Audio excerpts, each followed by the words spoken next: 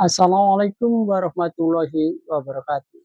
Jumpa lagi di Jendela Info Analisis di Balik Teks dengan tajuk Undangan Wawancara Direktur Bekas PD Kejari Kejaksaan Negeri Indramayu tindak lanjuti dugaan perkorupsian PDAM Tirta Dharma Ayu 39.382.381.531 rupiah.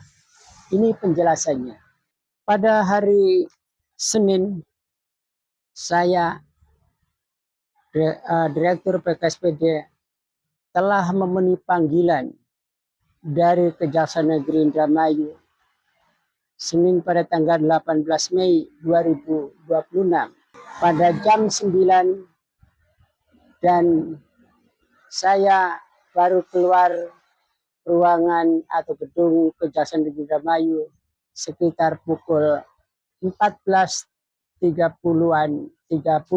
waktu Indonesia bagian Barat, karena di ruangan saya diminta penjelasan oleh salah satu jaksa tidak ada atau tidak tertempel jam, sehingga kemudian saya tidak bisa melihat sudah berapa lama. Tetapi di ruangan itu kemudian ada isoma atau istirahat dulu, sehingga kemudian baru saya kembali masuk ruangan jam 13.30. Saya ingin menunjukkan karena suratnya bersifat rahasia sehingga saya tidak bisa membacakan nomor surat. Kemudian apa materi yang kemudian ada di dalam surat itu. Dan untuk mengkonkretkan, maka ini surat yang disampaikan kepada saya pada hari Senin, dan kemudian saya telah memenuhi undangan Kejaksaan Negeri Indramayu. Apa yang kemudian dari hasil atau apa yang kemudian menjadi wawancara, istilahnya adalah undangan wawancara.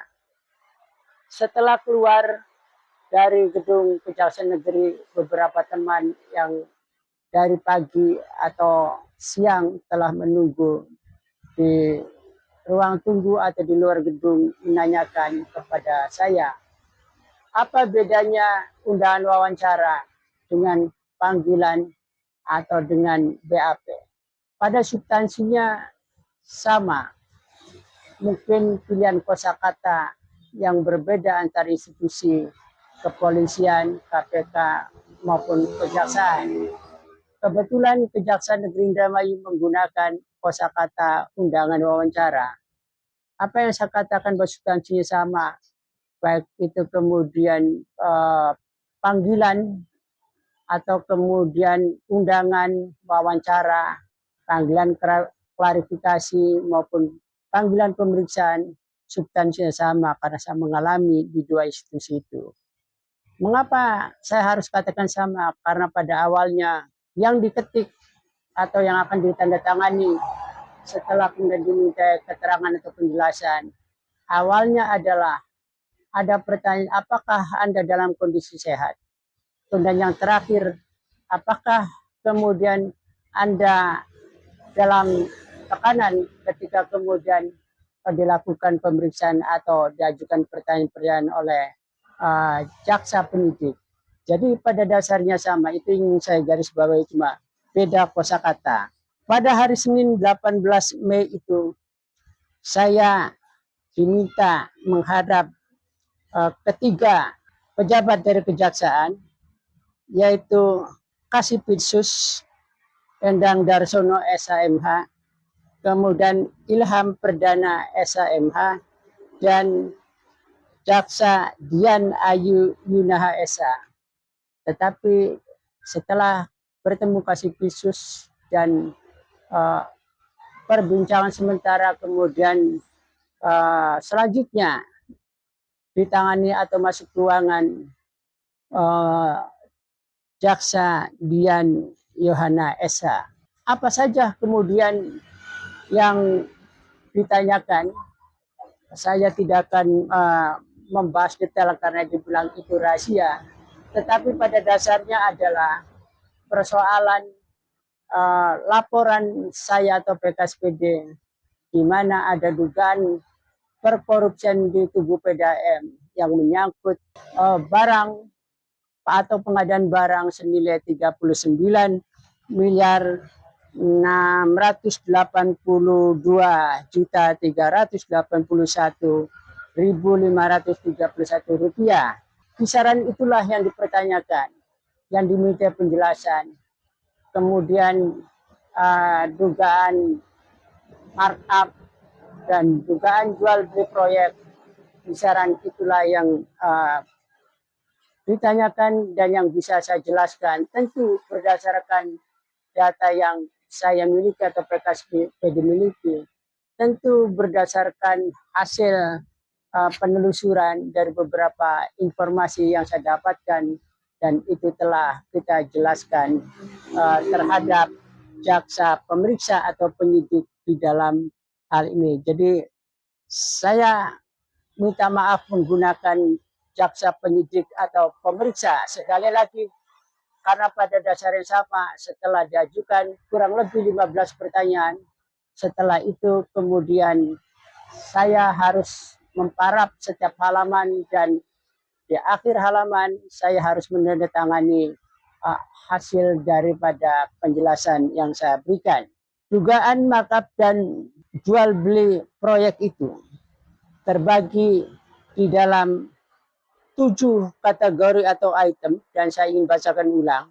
1, bahan kimia dengan nilai kurang lebih 26 miliar 446 juta 649.876 rupiah.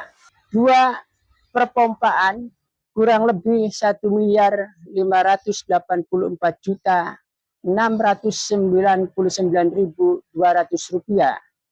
3, alat ukur kurang lebih 3 miliar 145 juta 602.310 rupiah. 4, rangkaian sambungan 1 miliar 309 juta 966.944 rupiah. 5, perpipaan 2 kurang lebih 2 miliar 524 juta 203.270 rupiah. Kemudian pipa hop 1 miliar 977 juta 765.555 rupiah. Yang terakhir, yang ketujuh, pipa gli dengan anggaran atau pagu kurang lebih 7 miliar 195 juta 463.201 rupiah. Itulah 7 item itu yang totalnya adalah 39 miliar 682 juta 381.531 rupiah.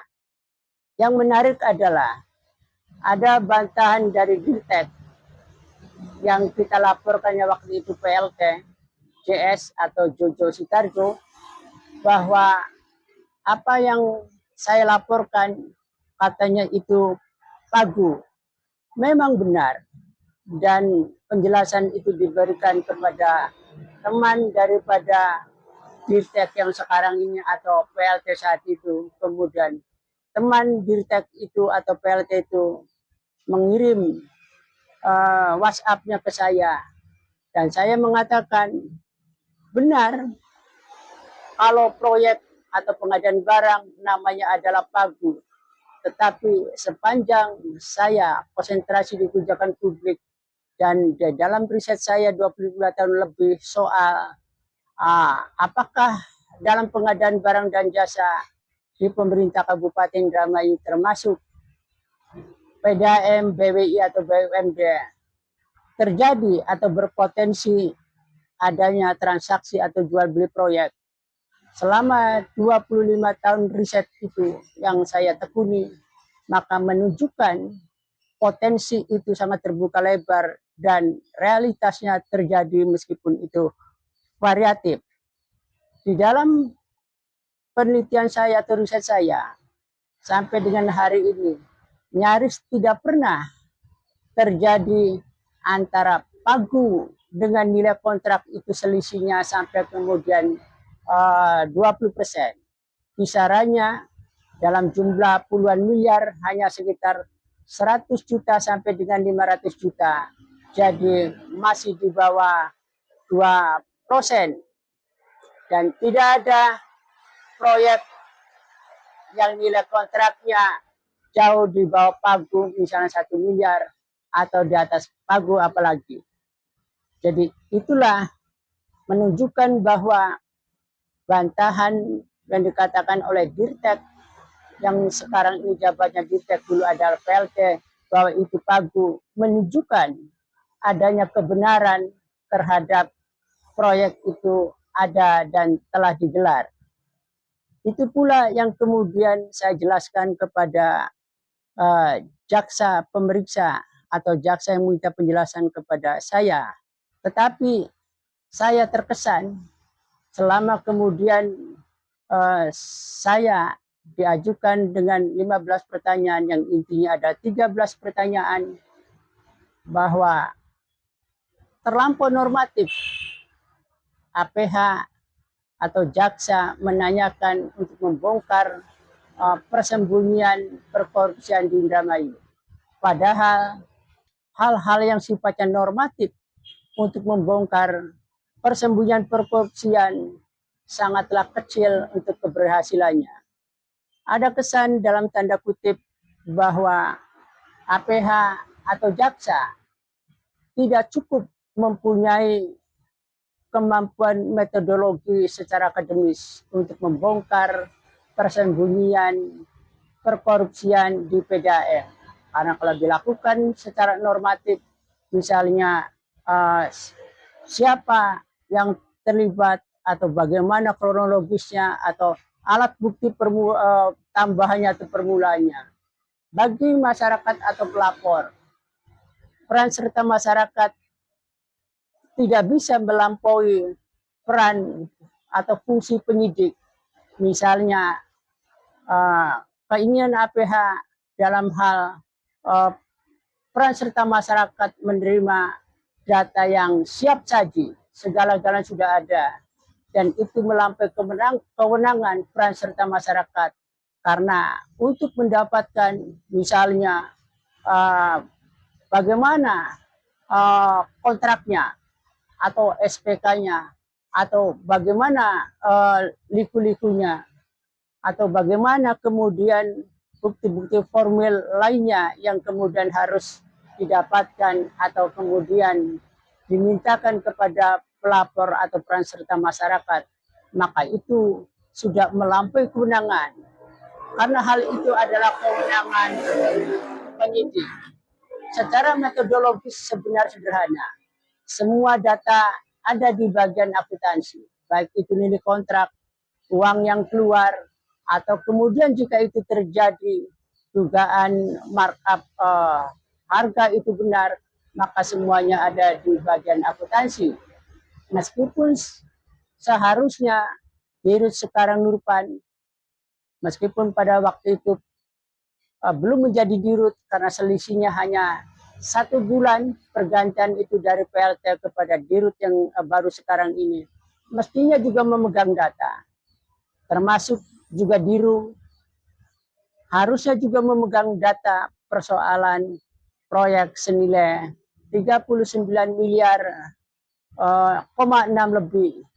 Begitu juga SPI harusnya memegang data persoalan dokumen tersebut dan bagaimana kemudian kronologisnya.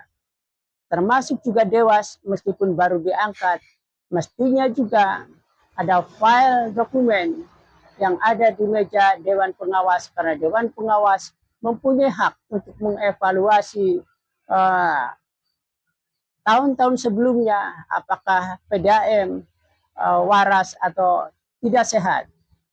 Nah, kelemahan-kelemahan yang ada di dalam PDAM itulah semua tidak berfungsi. Maka saya berharap bahwa APH atau Kejaksaan Negeri tidak harus menempuh jalan pemeriksaan atau jalan penggalian terhadap perkosaan tersembunyi secara normatif. Karena secara metodologis adalah sangat mudah.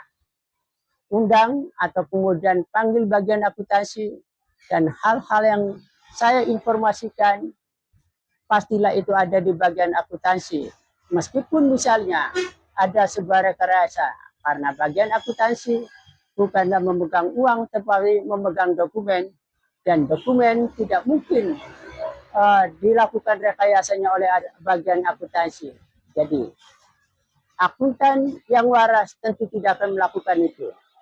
Oleh karenanya, untuk mempercepat proses hukum ini, tentu saya berharap atau PKSP berharap para penyidik di Kejaksaan Negeri yang konon telah menerbitkan sprindik, maka tidak harus terjebak di dalam cara-cara normatif seperti biasanya, tetapi ada metodologi di luar kenormatifan yang itu kemudian bisa membongkar persembunyian perkorupsian yang terjadi.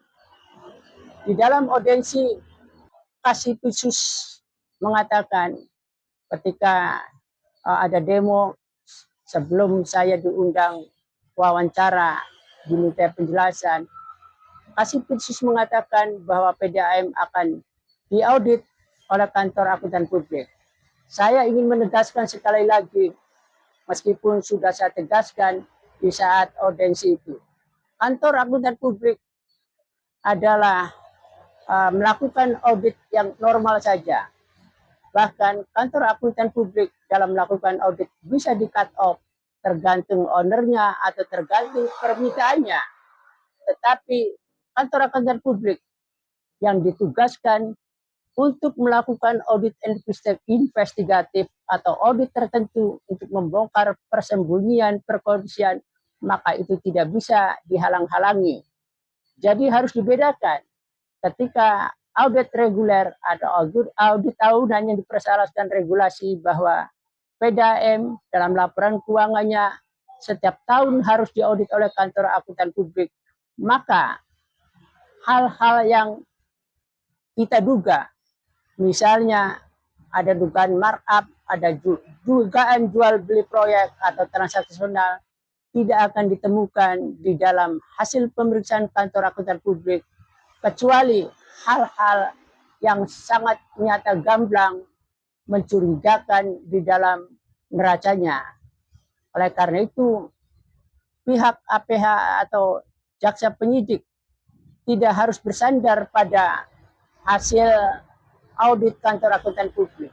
Tetapi yang saya sarankan kepada penyidik adalah ada metodologi lain yang secara akademis itu kemudian bisa cepat membongkar atau paling tidak kalau kemudian pemeriksaan dilakukan dengan serius, paling lambat seminggu atau 15 hari, maka semua itu atau dugaan-dugaan itu akan menjadi fakta konkret bahwa memang benar terjadi ada markup pengadaan barang, ada kemudian dugaan transaksi proyek atau jual beli proyek. Ketika kemudian penyidik atau APH mempunyai kemampuan metodologi secara akademis yang kemudian bisa membongkar persembunyian itu. Tetapi kalau itu tidak dimiliki, maka bisa jadi sulit untuk bisa menemukan, kecuali ada pertanyaan-pertanyaan yang membuat bagian keuangan atau bagian akuntansi atau bagian lain harus membuktikan penjelasan atau jawaban dengan bukti-bukti yang konkret atau evidensi sehingga kemudian para penyidik bisa dengan mudah bahwa oh ini benar, oh ini kemudian belum benar, dan lain-lain. Catatan paling akhir yang saya harapkan bahwa janganlah bersandar pada cara pemeriksaan normatif, maka bersandarlah pada metodologi akademis yang kemudian bisa membongkar persembunyian perkorupsian.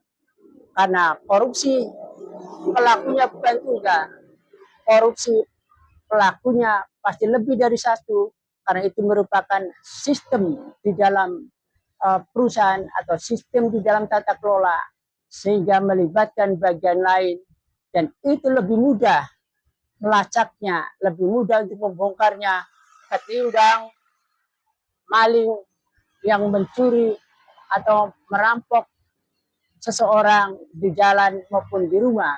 Tetapi perkorupsian karena melibatkan bagian lain, sehingga kemudian bisa dengan mudah, bisa dengan cepat, dengan syarat kita para penyidik atau APH mempunyai integritas, mempunyai idealisme, mempunyai kejujuran, dan tidak masuk angin. Harapan itu yang kemudian publik tunggu, dan bagaimanapun kasus ini, publik akan menunggu penjelasan dari tindak lanjut Kejaksaan Negeri setelah saya sebagai pelapor kemudian dimintai penjelasannya soal atau sekitar proyek yang diduga adanya markup terhadap pengadaan barang, adanya dugaan transaksi atau jual beli proyek yang sangat fantastis. Terima kasih. Wassalamualaikum warahmatullahi wabarakatuh.